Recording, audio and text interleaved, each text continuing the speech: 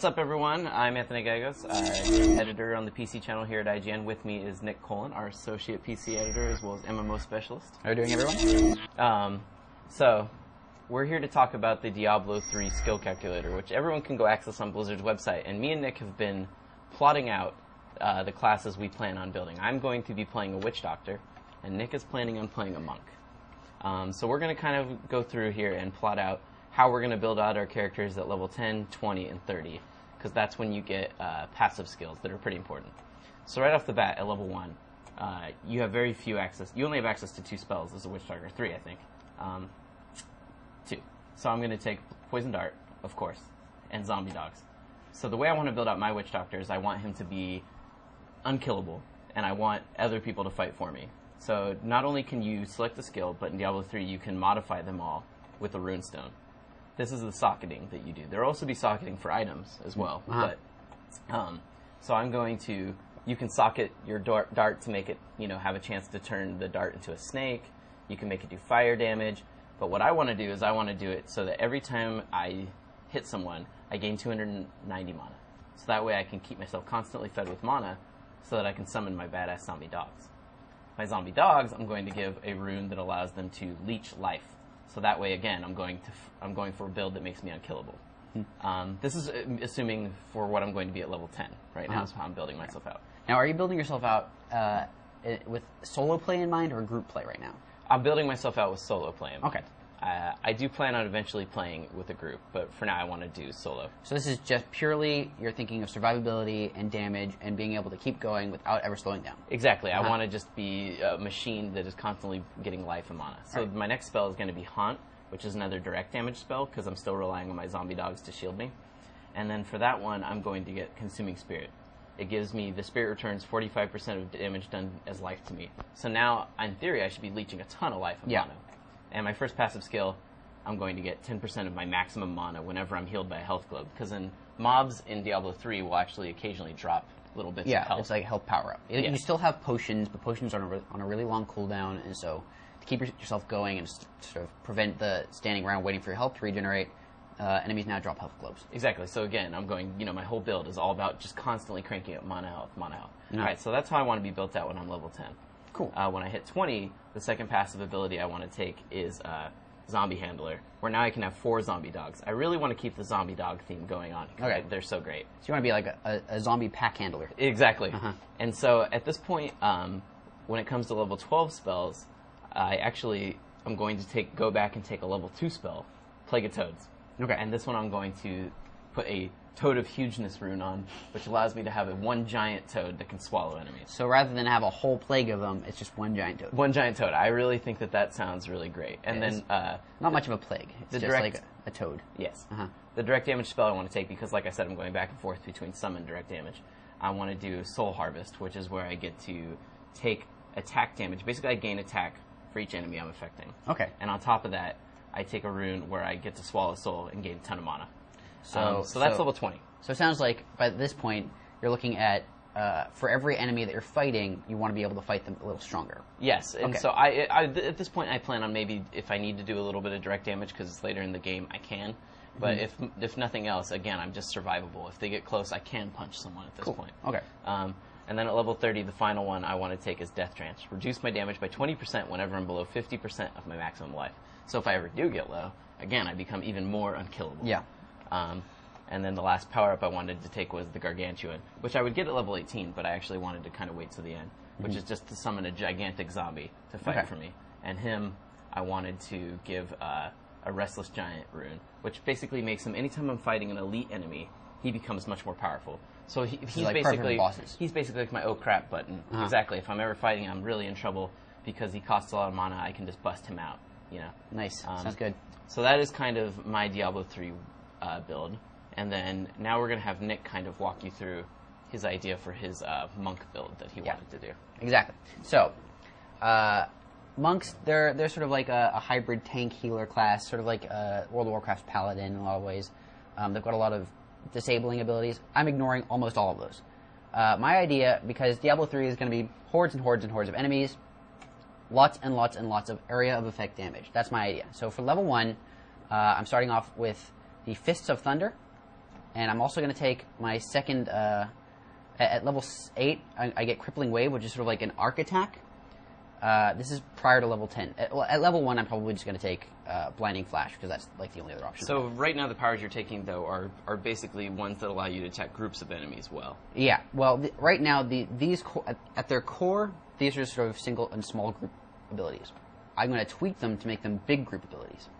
For Fist of Thunder, I plan on taking the Thunderclap runestone. So each one causes a shockwave that hits everyone around. Every single attack becomes an AoE, like area of effect, a blast of damage.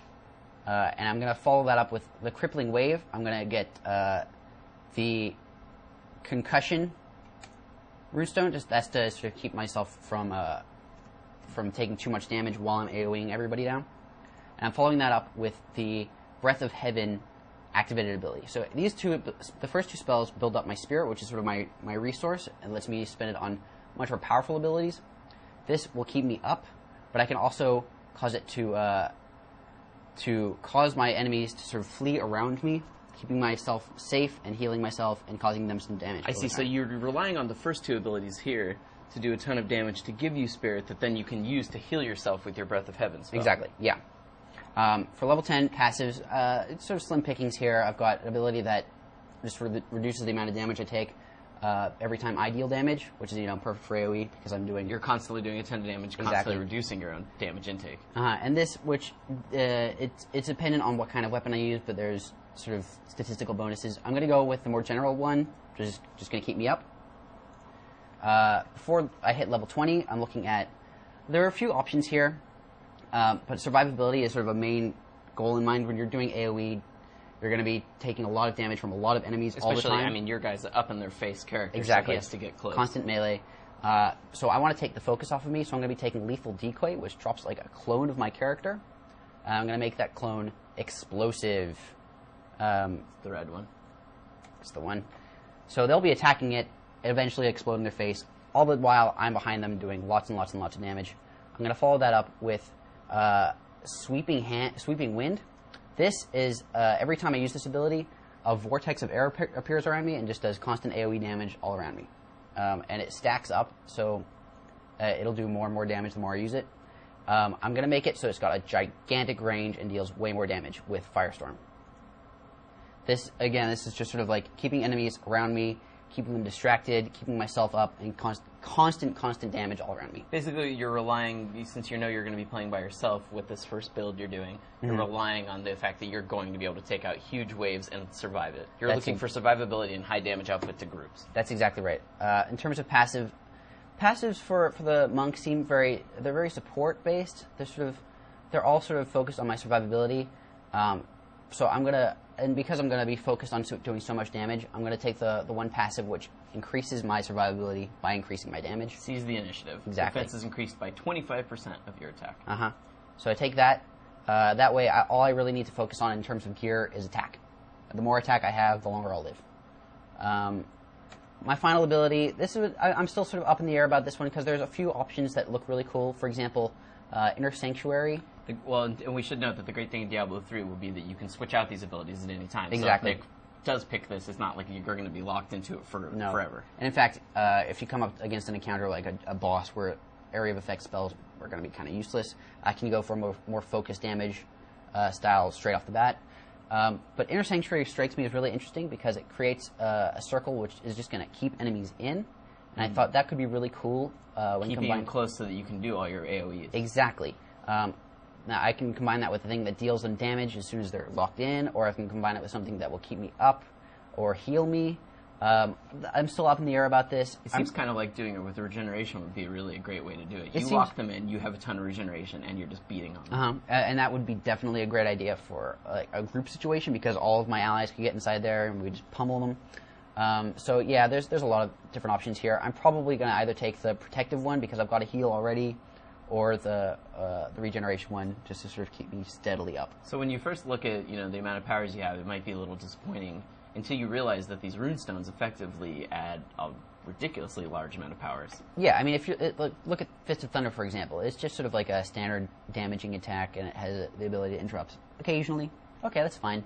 When you add a runestone that deals damage everywhere, or regenerate your spirit so that you're constantly using special abilities. I mean, these abilities, after you've attached a runestone, can do a lot, and that is really where your character customization comes from. Yeah, I mean, your monk and my monk could have the exact same base powers, active skills, but then could play totally differently based on the completely different focuses. You might be like a tank or a healer, and I'm AoE damage or debuffs. There are spells in here that distract enemies and cause them to attack each other. There's a lot you can do. In terms of my passive skill, again, like at level 30, I've got so many options. I'm not really sure what I want to take. I'm probably going to take the... well, clearly the bottom tier one's always the best, right? Well, maybe. One with everything looks really cool to me, because then I only have to stack one kind of magic resistance, and all of my magic resistance is increased. Because in Diablo, you might have to deal with fire. Exactly. Cold, fire, and so if you stack one resistance, cold, all of a sudden with that power, you could have a high resistance to everything. Exactly, and oftentimes I bet you'll find enemies where it's like fire imps and ice mages all clumped together, and you may be protected against one, but you'll be taking a huge amount of damage from the other. I've got all my bases covered with this. So again, both Nick and I are going for survivability. In the comments, you guys should totally let us know if you hate our builds and what sort of builds you guys are all doing. And you should keep it locked to IGN for all the upcoming Diablo 3 coverage, the beta, review, and beyond.